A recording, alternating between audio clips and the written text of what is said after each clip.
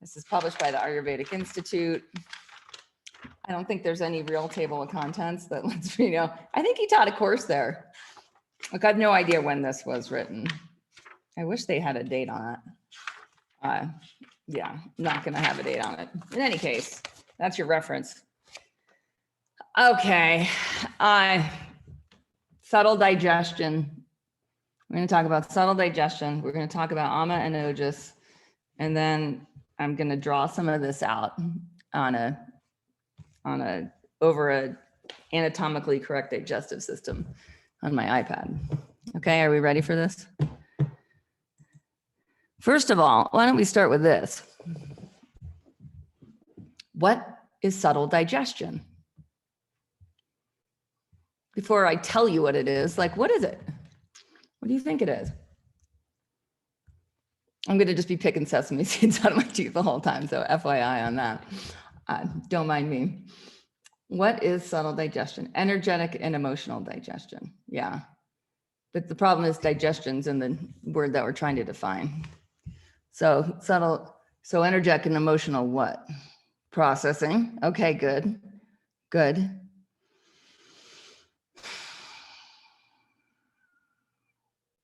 Like, what is it? Why does it happen? Why does it matter? Why does the body do it?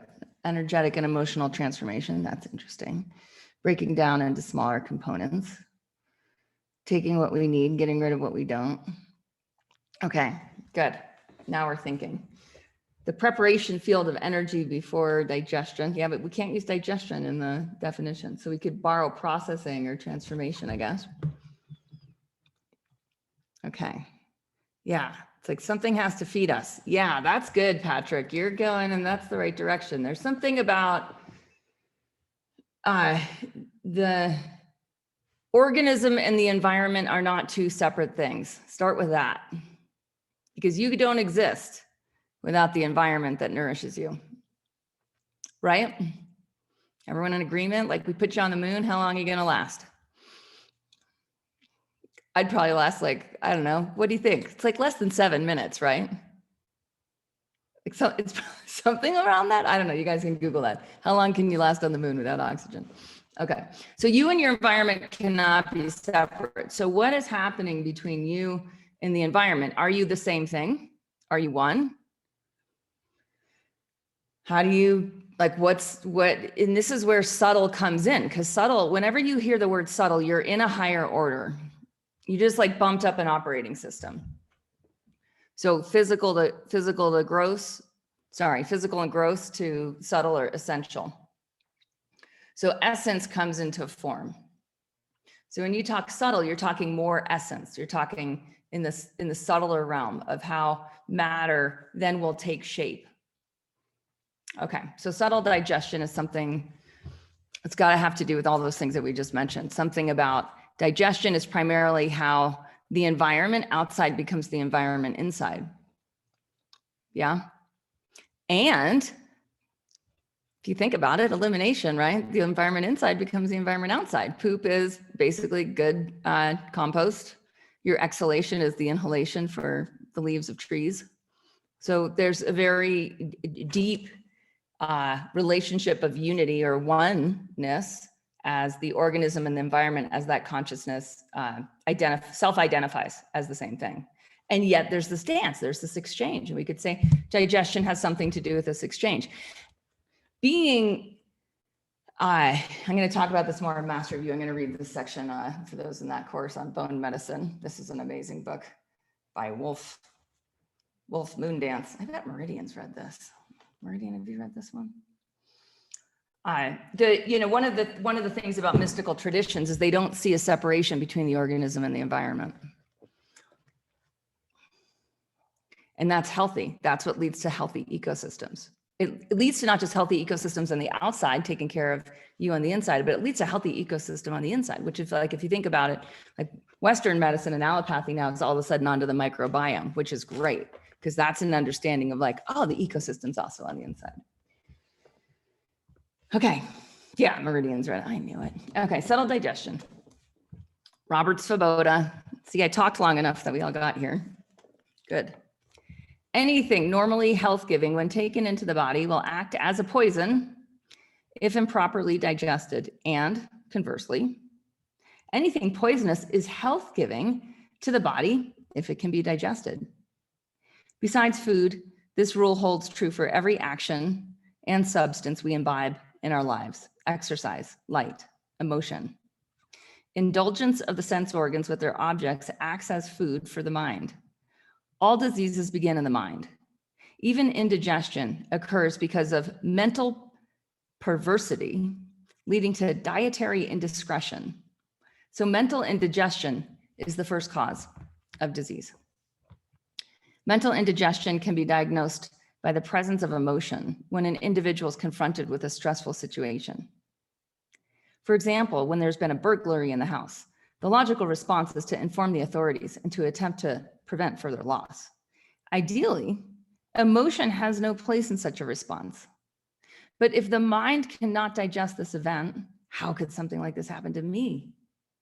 Emotion will be produced and will overcome the faculty of mental discrimination. Some people will react with fear, say, of further burglaries. This is typical of the Vata individual. Anger at the burglars or the neighbors or oneself is typical of Pitta. And the Kapha response typically is to search for new and better methods of secreting away one's wealth. These responses are generalized, however. Normally, a Pitta person does respond to stress with anger, but not always.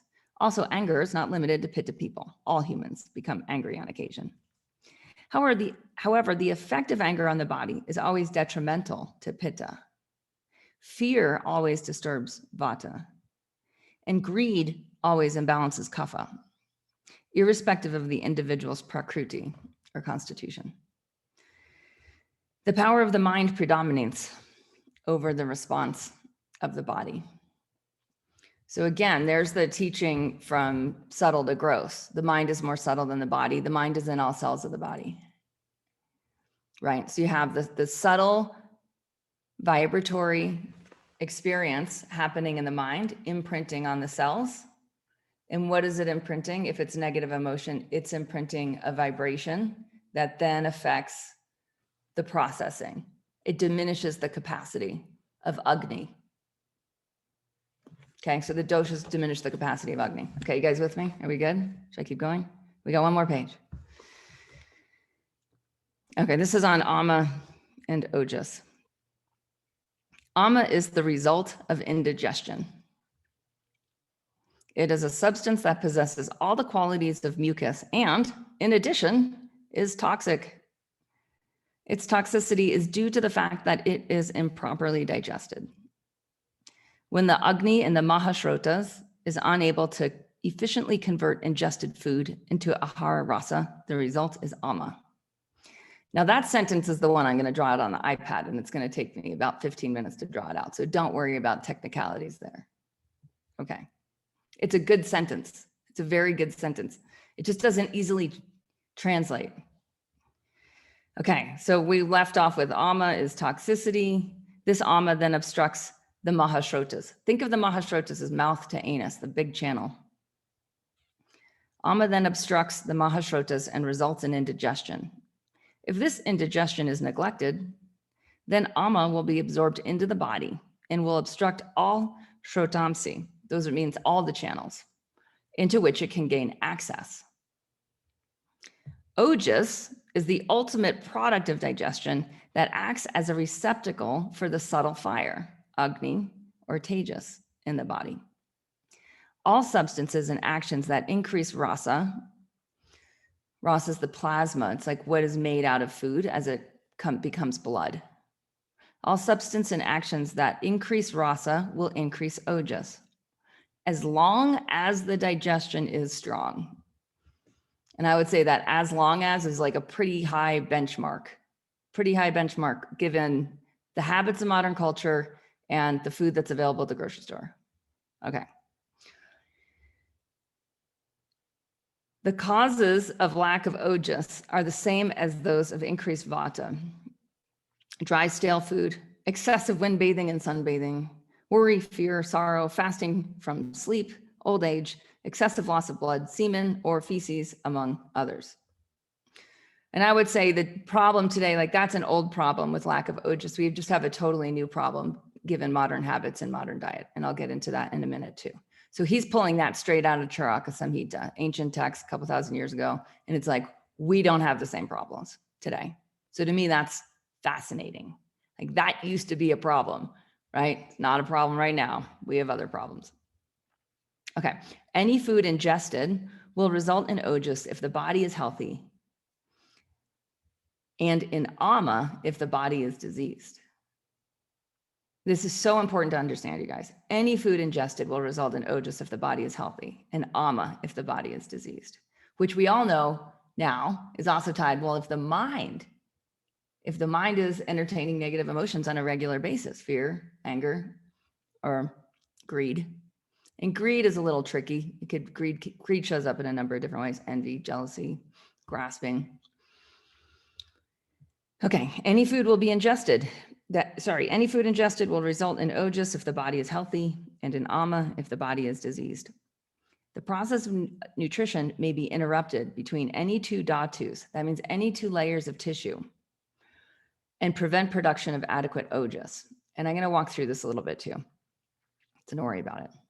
The sicker and more toxic the individual, the more the production of amma.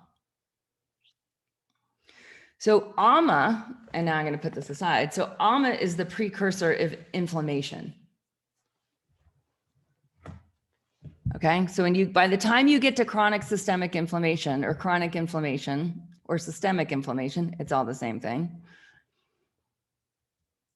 You have had an underlying pattern of amma. It's then downstream, it's showing up as inflammation. Okay. Here we go. You guys ready? Draw it out. Dun, dun, dun, dun. Okay, so here's the digestive tract. I'm not sure what this is on the side. Okay, great. So there's so much, part of the reason I wanted to talk about this with you guys is there's so much emphasis on what to eat, right? But it's so off, right? If we just take that one sentence, like any food ingested, like the healthiest, best biodynamic supplements ingested into a body that's diseased, it will result in amma. And so what to me that's saying in a way is like, if we have the person, and then we have the environment, which is where food comes from. And it's where light comes from. And then we also have other people. I'm going to throw that in there because that's where so much emotion comes from, right? Like if you think about it. There's just like not other people. That would change things. All right, so food's coming in. When it's coming down into, here's the stomach. I guess I should have maybe not, well, it's good that we have the liver and gallbladder, I guess. Okay, so stomach, then it goes into the small intestines. So here's our stomach, here's our small intestines. At this point, we're pulling out nutrition from the small intestines, and it's going towards liver for processing. And at this point, it's becoming ahara rasa. So what is ahara rasa? This is plasma. It's like blood plasma. It's the liquidy part of the blood. And that's the first level of tissue. And it takes 5 days to make mature rasa. So really good plasma. And the job of the plasma, it's the first level of tissue of the body. And we call it rasa in Ayurveda, which is an interesting word. And many of you know rasa, like a lot of you who've studied yoga or studied chanting or studied any of the Vedic wisdom traditions have run into this word rasa because it also means taste. And it also means emotion, interestingly, right? So it's kind of packed with a lot of things. And if you think about it, like, oh, so the emotions that you experienced 3 days ago, guess what? Those are all wrapped up in your rasa now. Those are all wrapped up in your lymph. And this is where practice is all of a sudden this ups the ante for like, I think I'm going to sit in silence. Like, I think I'm going to work on that one, right? So I can so I can have clean, clear rasa.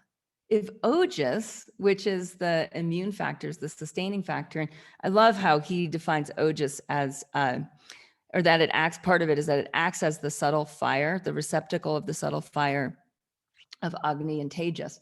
And Agni and Tejas are different forms of fire. So Agni is more, when we're talking about Agni, it's more physical fire. So it's more of the gross fire, and it's responsible for the transformation cellularly.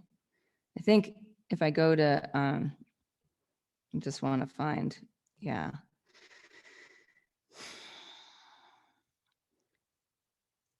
The rasa has to get into the cell, and it's in a liquid medium. It's plasma, right?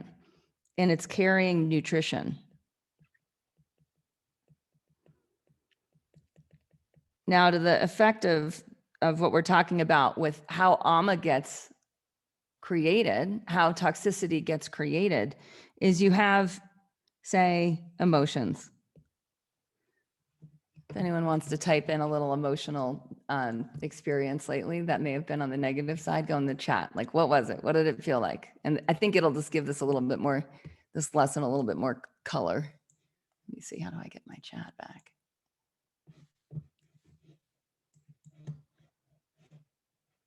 I can't see my chat screen. Oh, well. Oh, wait, yes, here I can.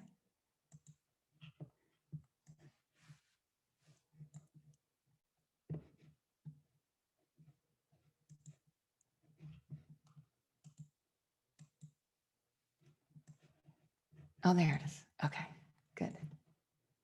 Yeah, sounds like a vicious circle. Yeah, exactly. Okay, frustrated with loud family members. Perfect. Thank you, Soko. Perfect.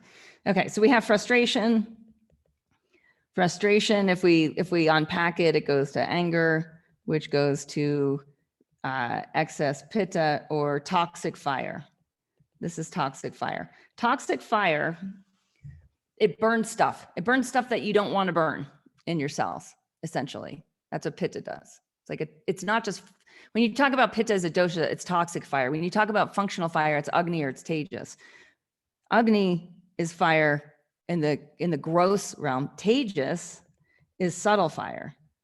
This is your ability to concentrate right now. That's Tejas.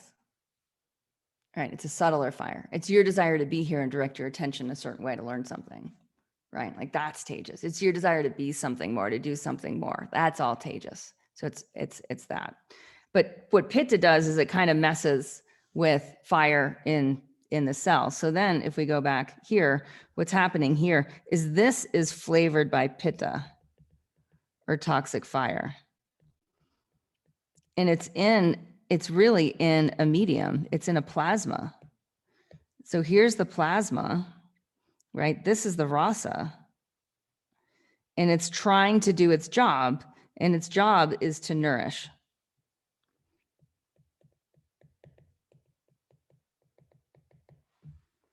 That's its job. It's got to nourish the cells. It's got to bring nutrition in. It's got to bring the 6 tastes into the cells. But now it's going to bring the vibration and the energy of the frustration into. So what to do? And the same thing's true with kapha. Kapha would just be sticky and gunky. Vata would be dry. And it's like dry and crusty. If the energetic enters the cell and it dries the cell out. Okay. So here we go. How do you make oges? So oges happens when you're in an emotionally clear state. There's Agni, there's strong digestive fire. So in the Jatara, Agni is like stomach, small intestine. So there's a lot of different types of Agni. Jatara is the one that's like, it's the main gun. It's your biggest gun. So if you eat and you're not hungry, amma. If you eat and you're emotional, amma. And so this is why it's so important that we like get in some sort of rhythm, that we're in some sort of rhythm that allows Agni to be on schedule, to show up around the same time each day. It also speaks to Like if your Agni isn't that strong and you're not that hungry, how do you nurture Agni? How do you get Agni like back on track? And that's why we have healthier eating guidelines, right? It's like, those are the things that really help the Agni just get on track with like, oh, okay, food, it's going to show up around the same time every day. It's going to be daylight, right? I'm not going to snack between meals. I'm going to sip water. I'm not going to totally kill my digestion with caffeine, right? So it's all healthier eating guidelines that just start to help strengthen the Agni so that you feel real hunger. And then when you feel real hunger and you take in food, there's this level that the body's ready to receive. If your mind is clear, usually what happens, the mind is clear and you're hungry and you eat food, then what's the number one emotion that you'll experience? You'll be psyched. What's the emotion?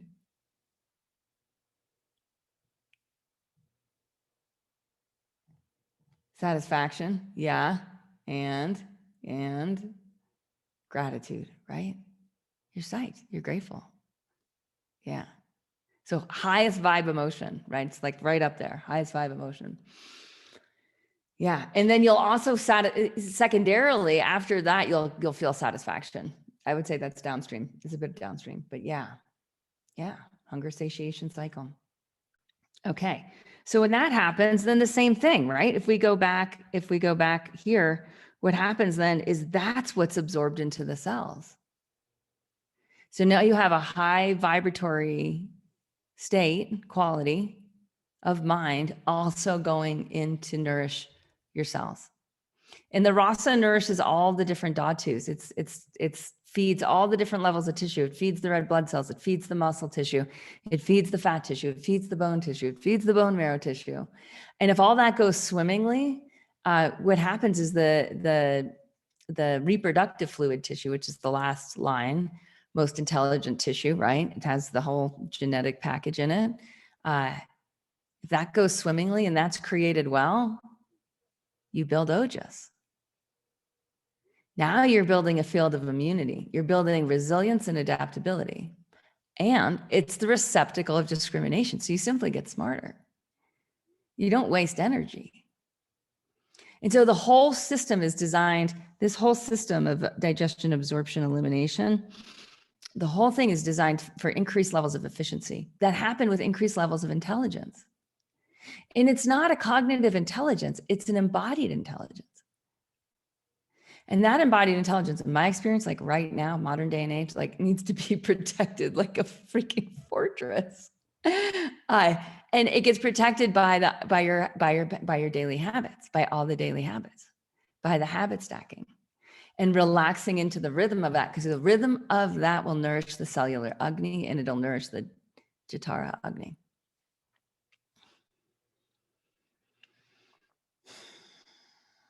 So when people are detoxing, the reverse happens. So from the cells, right? Stuff empties. If there's stuff inside the cells, that's this picture of these little particles. That stuff goes back into the bloodstream. It goes back into the digestive tract and gets eliminated through the colon. Which is why, like when people are like juice feasting for 90 days, 100 days, they still have bowel movements. They're not taking in any fiber for months. They still have bowel movements. How? Well, the stuff's moving. It's reverse flow. So isn't that groovy? Just like the outside becomes the inside and the inside becomes the outside, like the same thing's happening cellularly, everything on the microcosm and macrocosm, right? It's all self-reflective. It's all part of the same universal law system. So it just flows back out. Now, when there's less amma in the body, and it's like an onion, it really is. It's like this on peeling, and you can go back in different stages of life and see things. You can look at pictures and see like, oh yeah, there's that layer then.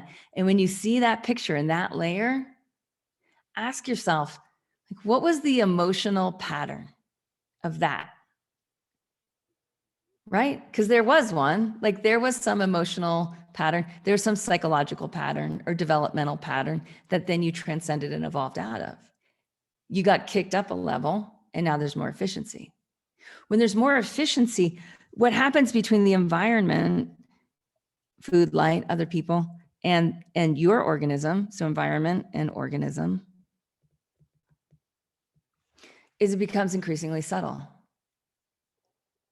The desire for what you're taking in becomes subtle. I think the better word really is exquisite. I keep landing at exquisite because the technology is exquisite. The human technology is exquisite. And it demands at a certain level of how dynamic you want to be, how alive you want to be, how vibrant you want to experience every day. That this exquisite nature of inside, outside, outside, inside, that just gets more and more interesting than like more quantity or like more food. It gets more interesting than more activities or more other people, right? You start to become highly designing and selective of your experience. You start to be the creator in action. And you're creating the tissue of your body through selection, through choice. And with more choice, you actually start to have more opportunity, which gives rise to more reason, more ability to actually like reason it out of like what's working, what's not working. And I've just got to say one thing, and this could be dynamic, alive, and vibrant. We're really involved in many ways with just like, I would say how do I say this? So I've seen in the last 20 years, I've seen this rise of the body empowerment and self-acceptance movement, and it's good. It's like, there's a goodness to that. And there has to be an understanding of the evolution of how to have a human physiology. And without this understanding, this real, like, so you can feel it, right? Like even just feel right now, like what's in your digestive tract? What's in your stomach? Just feel, do a little body check-in. If you want to close your eyes, that's fine. What's in your small intestines? What's in your colon? And you can just feel the sensations of it. Like, is it heavy or light? Is it hot or cold? Is it dry or unctuous? Like, just feel. And then what is the emotion that's also in there from the past basically 24 hours or less?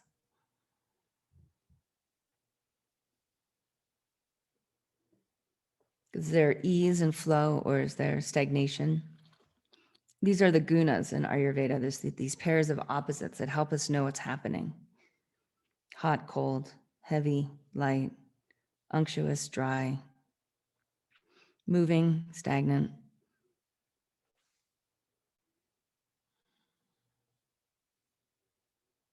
Sharp or soft.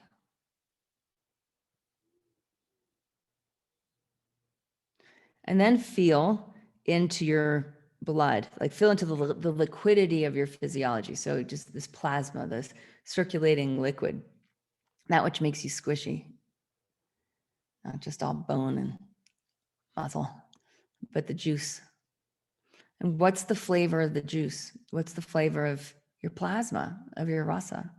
And this is the last 5 days, right? This is what you've been taking in from the environment, food, light, other people, emotions, like what you've been taking in the last 5 days, and just feel like, what's the quality? Is it warm? Is it cool? Is it heavy? Is it light? Is it gross? Is it subtle? Is it moving? Is it stagnant? Is it soft or is it sharp? And what's wild, you guys, is that just by feeling it, you change it. Just by feeling, your consciousness is now interacting, and that's a dynamic factor. That's tejas now mixing. It's the dynamic factor now mixing with your plasma. And you might feel like, oh, I got to take a few deeper breaths, or like, oh, I don't need as much food today, or oh, I need a little bit more food today, or oh, I need to get out for a walk. And that's tejas now in action, right? That is the direction coming from the intuitive body. All right. So that's my little welcome to your digestive system chat. Questions, comments, conversation?